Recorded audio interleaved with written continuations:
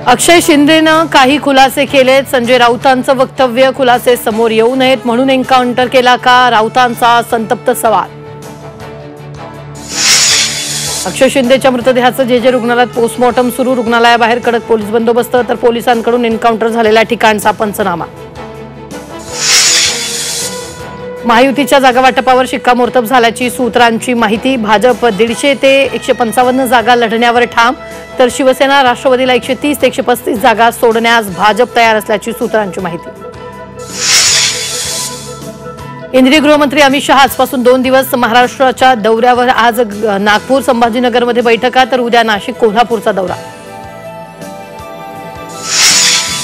विधानसभा निवडणुकीच्या रिंगणात आशिष शेलारांविरुद्ध प्रिया दत्त सामना रंगण्याची चर्चा। प्रिया दत्त वांद्रे पश्चिम मधून लढण्याची शक्यता। राज्यात पुढील 4 दिवस मुसळधार पावसाचा अंदाज। विदर्भ, मराठवाडा आणि कोकणाला पावसाचा अलर्ट।